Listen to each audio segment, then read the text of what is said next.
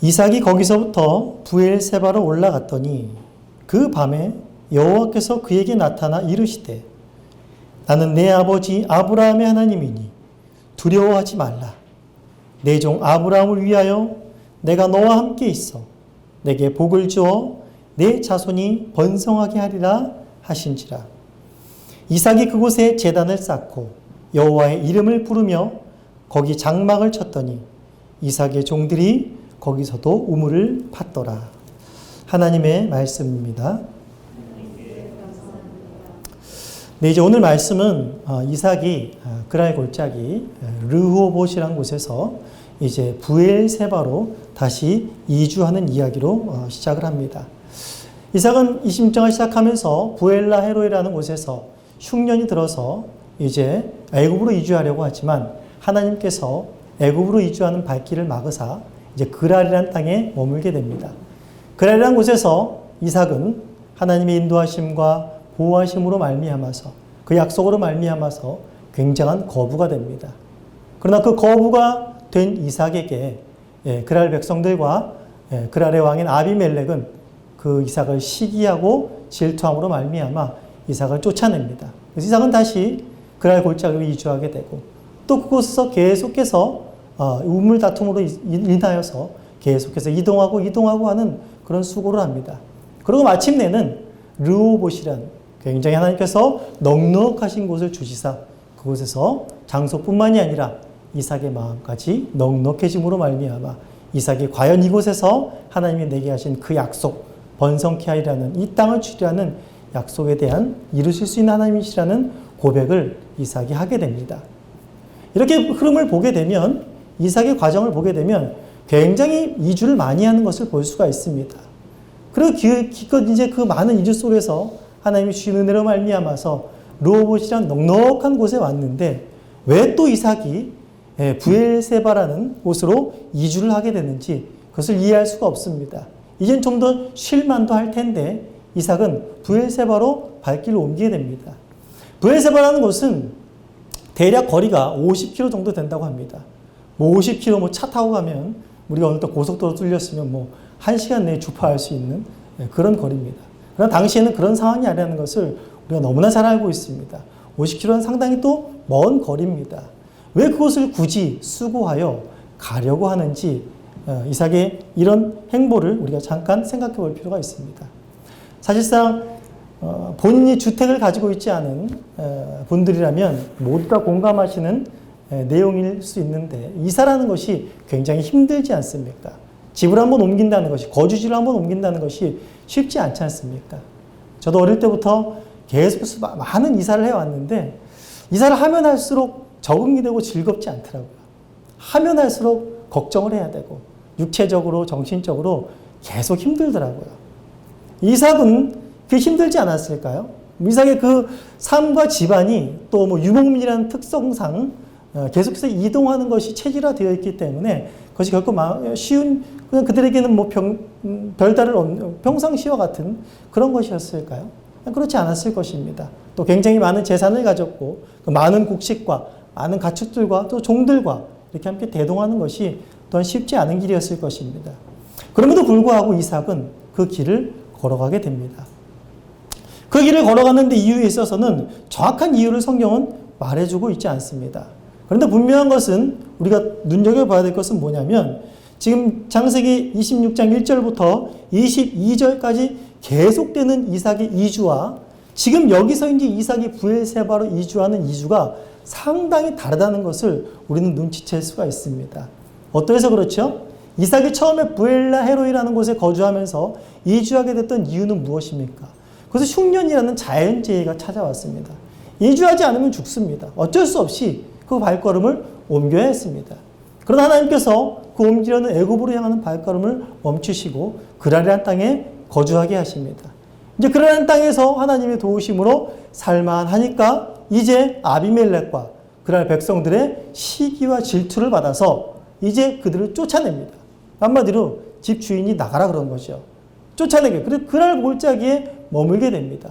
그랄 골짜기에서 또 좀 우물을 파고 좀 삶의 집안을 마련할 만했더니 또 거기서 또 그랄 목자들이 와서 시비를 걸고 또 우물을 파기 위해서 이곳으로 옮기고 이곳으로 옮기는 그러한 수고를 하는, 여기서 보게 되면 이삭의 거주라는 것이, 이삭의 이주라는 것이 그 특성이 어떻습니까? 자발적인 것이 아니라 외부의 압력 때문입니다. 외부의 환경 때문입니다. 흉년이라는 환경이 있었고 또 하나님의 명령이 있었고 또 아비멜렉과 그랄 백성들의 그 질투심이 있었습니다. 그것 때문에 어쩔 수 없이 이동하는 발걸음이었습니다. 그런데 여기서의 부엘라 헤로이까지 가는, 르호봇에서 부엘라 헤로이까지 가는 이 발걸음 속에는 어떠한 압력도 없습니다. 하나님께서 가라 명하신 것도 아닙니다. 아비멜렉과 그랄 백성들이 쫓아와서 못살게 괴롭힌 것도 아닙니다. 분명히 이삭은 자발적인 발걸음으로 부엘세바로 향하고 있다라는 것입니다. 그렇다면 이삭이 그냥 간 게 아니겠죠. 분명히 부엘세바로 가는데 이삭에게는 어떤 목적이 있었음을 이제 그 다음 본문들을 계속 살펴가면서 알 수가 있습니다. 우리가 지난 시간에 이삭이 우물을 파는 것부터 계속해서 보면서 이삭이 하나님께서 거부가 되게 하신 놀라운 은혜를 체험하면서 점점 영적인 눈이 뜨인 것을 보게 됩니다. 그러면서 이삭의 행동 중에 하나 주목해야 될 것이 무엇인가 하면 바로 아브라함의 발자취를 자꾸 쫓는 것이었습니다.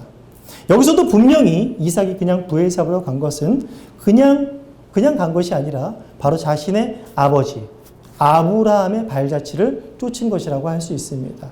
아브라함의 발자취를 쫓았다는 것은 무엇을 의미합니까?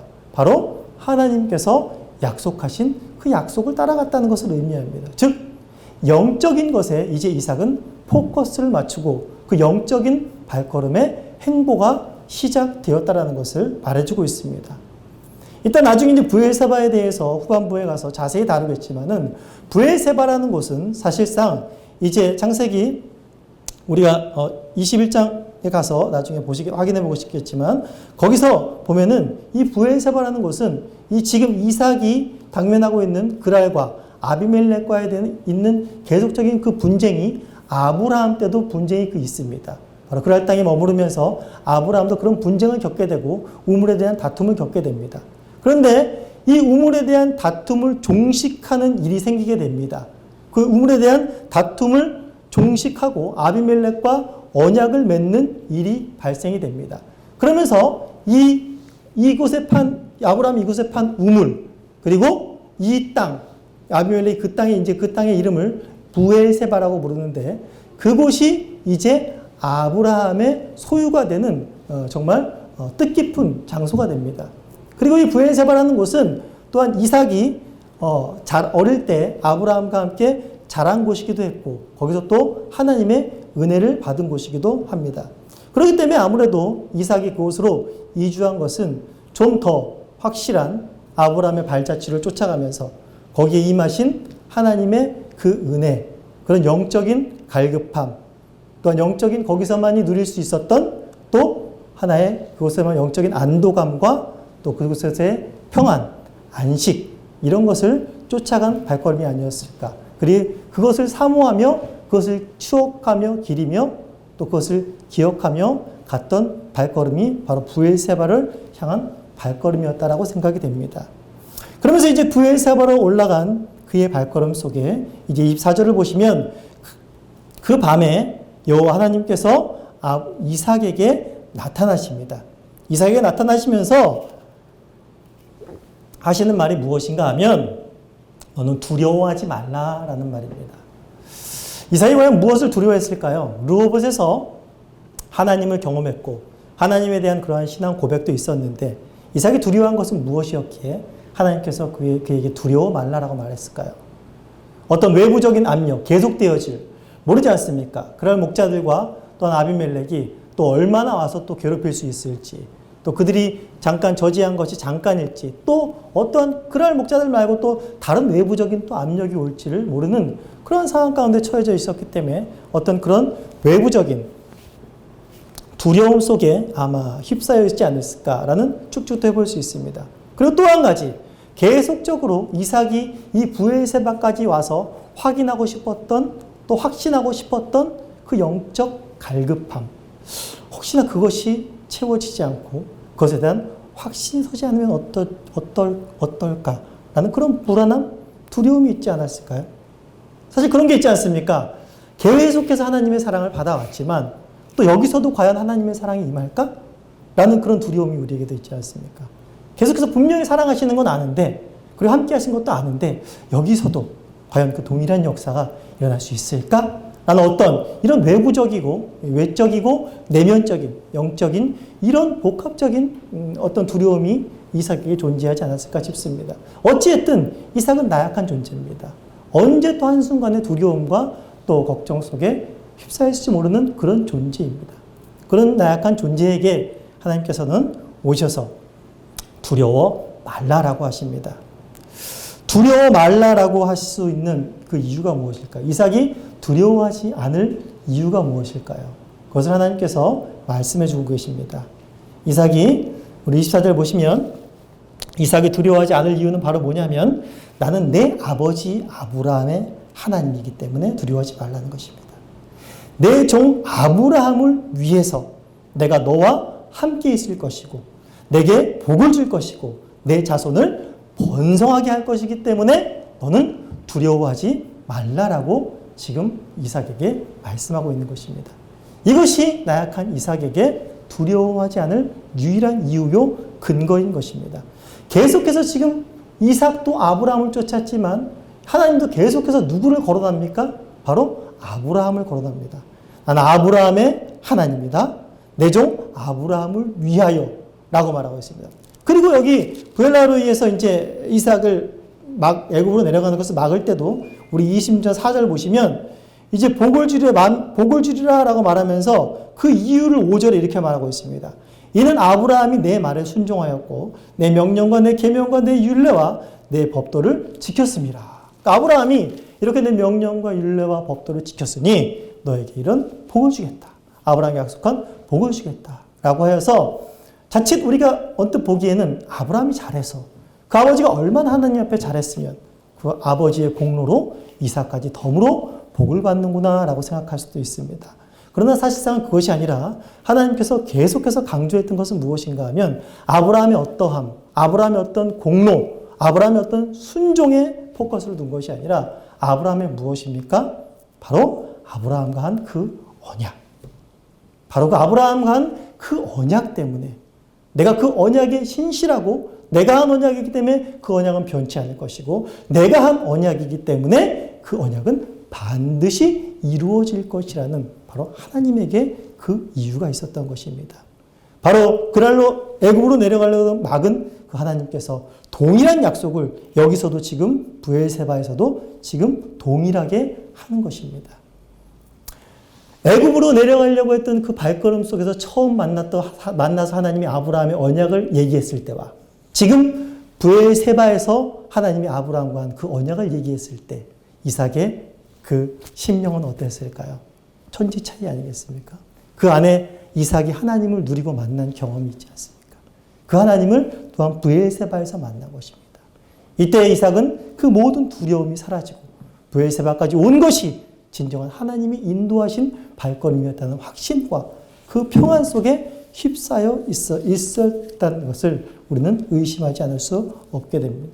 여기서 분명히 이삭은 그런 평안 속에 언약에 신실하신 하나님을 만나고 그 하나님이 약속하신 그 믿음에 견고히 서게 되는 그런 역사가 바로 이삭에게 임한 것입니다.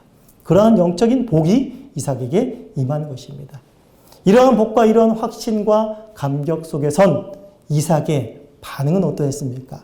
우리 25절 보시면 어떻게 했다고요? 이삭이 그곳에 제단을 쌓고 여호와의 이름을 부르며 거기에 장막을 쳤더라라고 이야기를 하고 있는 것입니다. 지금 무슨 말을 하고 있습니까? 이삭이 거기서 제단을 쌓고 여호와의 이름을 불렀다라는 것은 무엇입니까? 그냥 거기서 있는 돌단을 쌓고 그냥 주여 하고 이름을 불렀다라는 것입니까? 아닙니다. 바로 여호와 하나님을 예배했다라는 말입니다. 이 여호와 하나님의 예배는 어떤 의미를 갖고 있습니까? 이때껏 이삭이 귀로만 듣던 또 말로만 들었던 또 믿음이 약해서 하나님이 계신가 싶던 그런 상황이 아니라 이제 확실히 그 귀로만 듣고 말로만 들었던 그 하나님을 확실하게 경험하고 그 약속의 성취를 이루실 그 하나님을 확실하게 만난 상태에서 드려진 감격스러운 예배의 자리라는 것입니다. 이러한 예배를 그의 아버지 아브라함도 동일하게 드렸던 것을 볼 수 있습니다. 우리 창세기 12장 한번 가보시겠습니다. 창세기 12장 보시면 이제 갈대아 우르에서 아브라함을 하나님께서 부르시고 이제 그 우르에서 하나님이 약속하신 땅, 가라 하신 그 땅, 가나안까지 들어오는 내용입니다. 창세기 12장 7절 보시면 이제 가나안 땅에 들어온 아브라함에게 하나님이 나타나십니다. 여호와께서 아브라함에게 나타나 이르시되 내가 이 땅을 내 자손에게 주리라 하신지라. 자기에게 나타나신 여호와께 그가 그곳에서 무엇을 쌓고요? 제단을 쌓고 거기서 베델 동쪽 산으로 옮겨 장막을 치니 서쪽은 베델이요 동쪽은 아이라. 그가 그곳에서 여호와께 제단을 쌓고 여호와의 이름을 불렀다라고 이야기하고 있습니다. 무슨 말입니까? 최초로 여호와 하나님께 예배를 드린 모습을 볼 수 있습니다. 그런데 이 예배가 단순한 예배가 아닙니다. 무려 우르에서부터 죄송합니다. 우르에서부터 가나안까지 길이가 대략 1800km라고 합니다. 갈대아 우르에서 하란까지 왔을 때 일단 거기서 잠시 멈추지 않습니까? 그곳에 왔을 때가 거리가 거의 1000km에 육박합니다. 그리고 그 우르에서 다시 가나안 땅으로 들어왔을 때 그 거리가 거의 800km를 육박합니다. 그러면 굉장히 오랜 기간을 그곳에서 오랜 기간 동안 그것을 이주했던 것을 볼 수가 있습니다. 그렇다면 그 아브라함의 마음이 어땠을까요? 그 오랜 시간 동안 결국 이 땅에 발을 디뎠을 때 아브라함의 그 마음이 그 심정이 어땠을까요? 끊임없이 포기하고 싶지도 않았을까요? 포기하고 싶은 마음도 들지 않았을까요? 아브라함의 마음이 항상 전진하고 있었을까요? 때로는 안일해지지 않았을까요?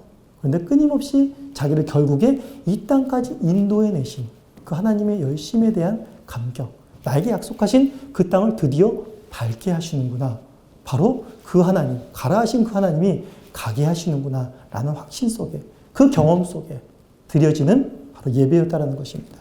그리고 이제 10장을부터 보시면 우리가 잘 알고 있듯이 이삭이 그랄에서 겪었던 이야기와 동일하죠. 애굽으로 내려가서 자기 안에 사라의 아리따움 때문에 사라 때문에 자기가 죽게 생겼으니 이삭과 똑같이 이 사라를 누기라 속이고 애굽의 왕에게 빼앗기는 그런 큰 낭패를, 그런 수치를 보이는 일이 일어납니다.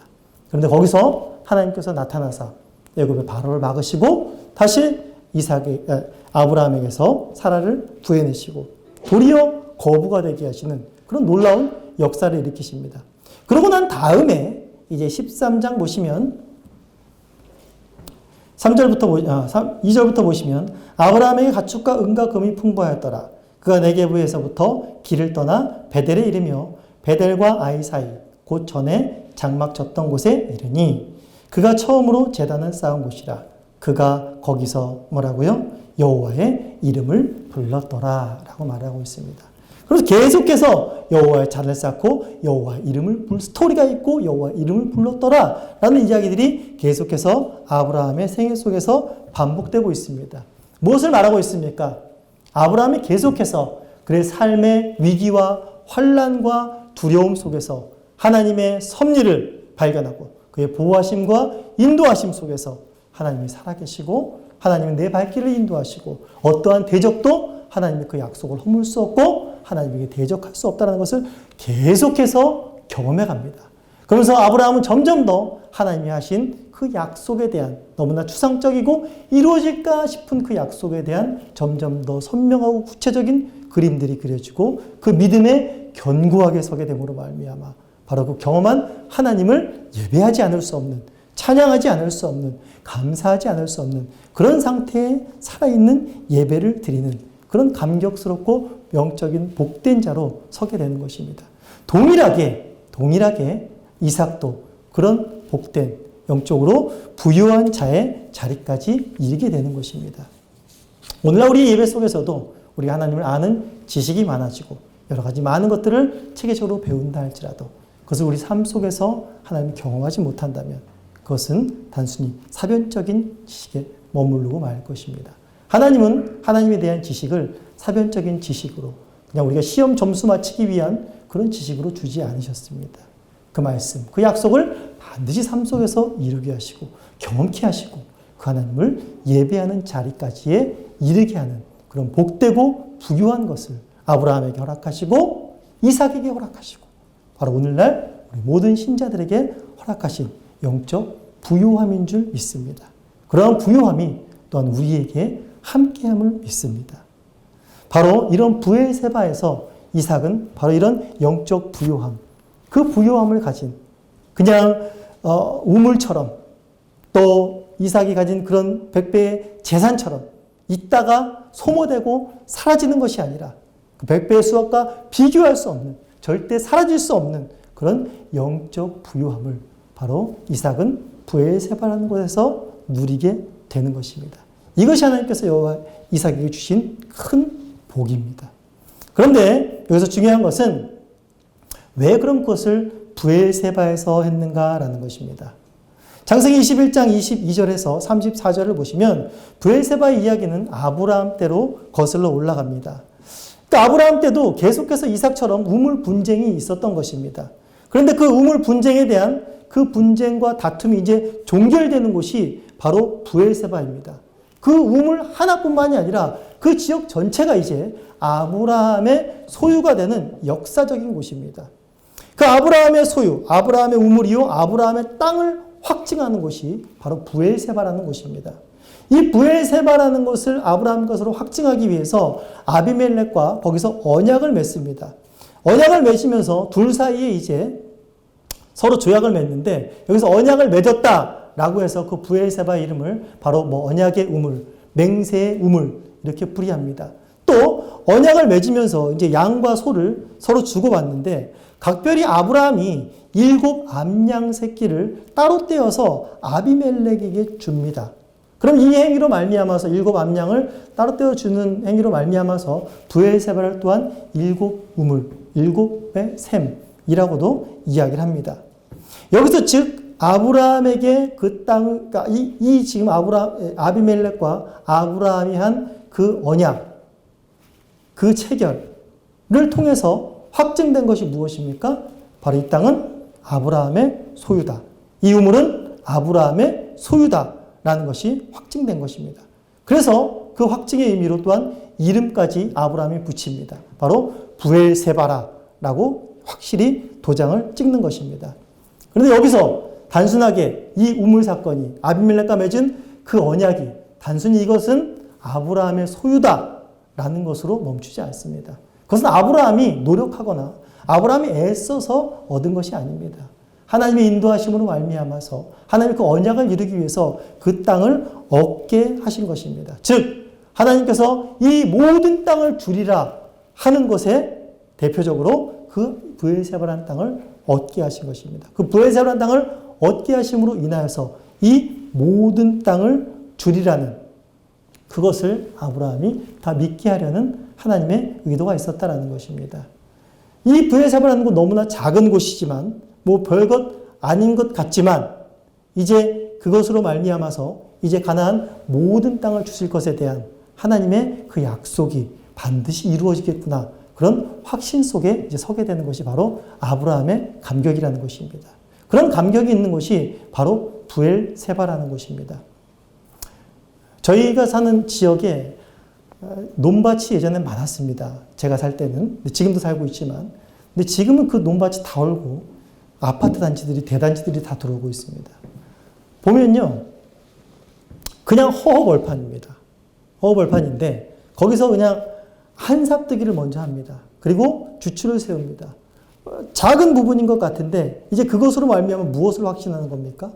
거기서 그 대단지를 조성하기 위해 큰 단지를 조성하고 아직 다 지어지지 않았습니다. 다 완성되지 않았는데 거기서 한삽을 뜨는 것입니다. 그리고 주추를 놓는 것입니다. 그런데 거기서 어떻게 합니까? 굉장히 기쁘고 환영합니다. 왜죠? 이제 그 모든 땅은 다 거기에 대단지를 이룰 것을 확신하기 때문입니다. 바로 아브라함이 브엘세바를 얻은 것은 그 감격은 바로 여기 있는 것입니다. 비록 작은 부분, 하나님이 주리라는 것은 가나안 땅 전체입니다. 이스라엘에 허락하신 가나안 땅 전체라는 말입니다. 근데 그것에 비하면 브엘세바 별거 아니죠. 별거 아닙니다. 하지만 이 아브라함은 그곳에서 한삽을 뜸으로 또 그것에서 주추를 세움으로 바로 이제 하나님이 이 모든 것을 나에게 주려는 그 기쁨과 환희 속에서 아브라함이 이 땅을 얻고 이 땅을 브엘세바라 부른 것입니다. 바로 이삭의 감격이 바로 이 이삭이 드렸던 그 예배, 그 감격이 바로 동일한 것입니다. 하나님께서 이 모든 땅을 우리에게 주고 내 백성들을 번성케 하리라 라는 약속이 과연 이곳에서 이루어지는 것이 맞겠구나. 아브라함에게 약속하셨듯이, 아브라함의 소유를 주셨듯이 바로 이 소유가 내 소유이겠구나 라는 것을 우리가 바로 확인할 수가 있다는 것입니다. 바로 이삭이 브엘세바까지 온 이유가 바로 여기 있는 것입니다. 내 아버지의 땅. 하나님께서 내 아버지의 직접 언약하여서 주신 그 땅. 다른 민족이 더 이상 이제 넘어올 수 없게끔 확증하여 주신 이 땅. 이 땅도 네 땅이라는 것입니다. 그러면서 여기서 다시는 벗어날 수 없고 여기서 두려움이 없을 것이며 여기서 하나님의 성취가 이루어지면서 너는 보게 될 것이라는 믿음에 서게 됩니다. 사실상 여호수아서에서 이제 가나안 땅이 다 정복되고 이제 사사기부터 사무엘 상하 다윗 때까지 계속 가면서 이스라엘 경내 전체를 이루는 말이 있습니다. 우리가 많이 들어봤죠. 단에서부터 브엘세바까지라는 말. 단이라는 것은 이스라엘 지역 전체를 할 때 그 북방 한계선을 말합니다. 사람이 살 수 있는 그 최북방 한계선. 그리고 브엘세바라는 것은 어디를 말합니까? 남방 한계선을 말합니다. 그러니까 위아래로 이스라엘 전체를 이루는 말입니다. 우리나라로 치면 어떤 걸까요? 한라에서 백두까지 우리가 나라 전체를 일컫는 말이 있습니까? 그러니까 브엘세바라는 것은 어떤 의미를 갖고 있습니까? 바로 이 이스라엘 전체를 바로 하나님이 주시겠다라는 것에 대한 주춧돌이 되는 것입니다. 바로 그 시작이 되는 것입니다. 그것을 얻은 것입니다. 그것은 아브라함의 것입니다. 그것은 이삭의 것이고 그것은 이스라엘의 것입니다. 그것은 역사를 거듭하면서 그러니까 구약 역사를 거듭하면서 그 약속은 반드시 이루어진다는 것을 우리는 성경을 통해서 알고 있습니다. 브엘세바에서부터 단까지 바로 이러한 확신과 이러한 감격 속에서 이곳이 바로 우리의 것이고 이곳이 바로 하나님께서 주신 것이고 언약하신 것이 이루어진 것이기 때문에 이곳이야말로 하나님을 예배할 수 있는 곳이고 이것을 하나님을 예배한다는 것에 대한 감격, 누구도 빼앗아갈 수 없는 영적인 부요함이 도사리는 것이 바로 여기라는 것입니다. 그래서 브엘세바까지 이동한 것이고 브엘세바까지 이동한 이삭의 의도보다 훨씬 더 큰 것으로 축복하시고 감격해 하신 분이 바로 하나님이시라는 것입니다. 저는 이 이삭의 브엘세바로 향하는 그 발걸음을 통해서 오늘 우리 한국 교회와 우리 신자들의 마음에 두려움과 어떤 어려움 속에 처해 있는 신자들의 그 심령 속에 참으로 복된 것이 있구나라는 것을 확인하게 됩니다. 오늘날 코로나19 사태로 인하여서 우리가 교회에 회집할 수 없는 이런 일이 언제 있었나 모르겠습니다. 제 생애를 봐서도 없습니다. 연배가 높으신 우리 분들도 이런 적은 아마 없었을 것입니다. 전 세계적으로 아마 이런 일은 경험하기 쉽지 않았을 듯 싶습니다. 회집이 모이기가 어려운 때를 겪고 있습니다. 그런데 먼저 작은 우리 교회 안에서 일어난 일이지만 회집이 어려워졌다고 하여서 교우님들께서 예배 안 드리니까 온라인 괜찮던데요. 교회를 안 가니까 더 좋던데요. 이러시는 분은 한 분도 제가 보질 못했습니다. 사실상 교회라는 것은 건물이 아니기 때문에 하나님의 백성들이기 때문에 어디 있든지 하나님께서 그의 피로 연결시켜 주셨으면 어디 각 처소에 있든지 영상으로 하든지 그것 참 복일 것입니다. 영과 진리로 예배를 드릴 수 있을 것입니다. 중요한 것은 무엇인가 하면 우리 모든 교우님들이 제가 들은 몇 분, 또 제가 귀로 들은, 또 목사님 통해서 들은 교우님들 몇 분이지만 모두에게 동일한 마음이실 거라고 믿습니다. 근데 시대가 이러하니 이것도 좋사옵나이다 라고 하시는 분은 한 분도 계시지 않다는 것입니다. 그 발걸음이 계속적으로 어디로 향하고 있는지 이곳으로 계속 향하고 있다는 것입니다. 가야 되는데 라는 말을 누구나 다 동일하게 하고 있다는 것입니다. 그것이 단순히 매일 갔기 때문에 습관적으로 나오는 말일까요? 그냥 보고 싶었던 사람들 이제 못 보니까 사람들 보기 위함일까요? 그렇지 않죠. 우리 안에 있는 바로 이삭이 브엘세바로 가서 누렸던 그 영적인 복을 사모하는 그 마음이 바로 우리 신자들에게도 동일하게 있지 않은가 생각됩니다. 똑같다고는 할 수 없지만 또 그 장소, 바로 하나님을 예배할 수 있는 우리에게 허락하신 그 장소, 이 장소도 우리가 임의로 결정해가지고 우리의 이해 타산으로 된 건 아니지 않습니까? 우리가 다 알고 있듯이 하나님이 인도하신 곳입니다. 그곳에 모여 하나님이 예배하게 하신 곳입니다. 어쩌면 우리에게는, 우리 교회만 따지자면 우리에게는 바로 그곳이 브엘세바가 아닐까 싶습니다. 다 오고 싶어하고 그리워하고 싶어하고 진짜 사모하는 것이 무엇이겠습니까? 그것을 함께 모여 하나님을 예배하는, 누구도 빼앗아갈 수 없는 그 영적 부요함을 함께 누리고 싶은 그것이 우리 안에 있다는 사실입니다. 우리가 지금 두려움과 앞으로 어떻게 이 일이 종식될지 아무도 모르는 수수께끼 같은 이 상황 속에서, 어려움이 더해져가는 이 상황 속에서 우리의 그 심령 안에 있는 갈급함 보십시오. 그것이 복입니다. 우리가 이때껏 발견하지 못했던, 코로나19 사태가 아니었으면 우리 안에 있던 그 이삭과 같은 갈급함이 있는지 아마 발견하지 못했을지도 모르겠습니다.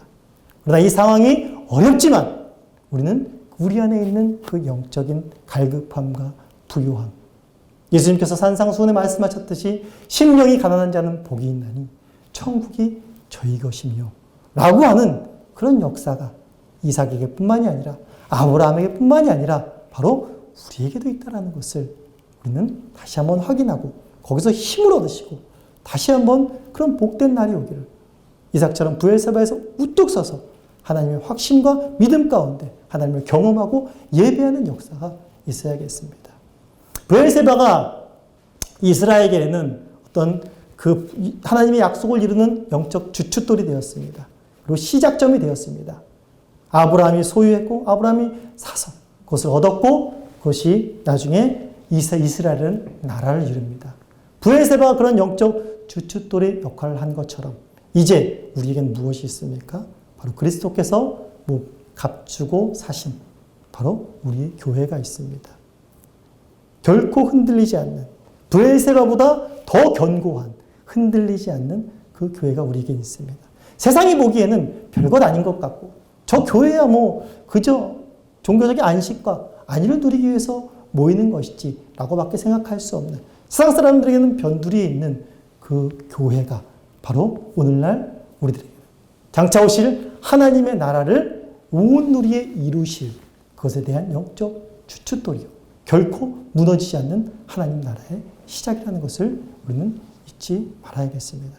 그러면서 더욱더 우리에게 주어진 이삭이 받은 그 영적인 부요함, 결코 세상이 와서 두렵게 하거나 빼앗아 갈 수 없는 이 교회에 대한 사모함, 그 예배, 그것이 우리 안에서도 속히 이루어지고 코로나 사태가 속히 종식되고 다시 하나님을 찬양하며 함께 모일 수 있는 날을 사모하는 저와 교님 되시기를 간절히 바라고 원합니다.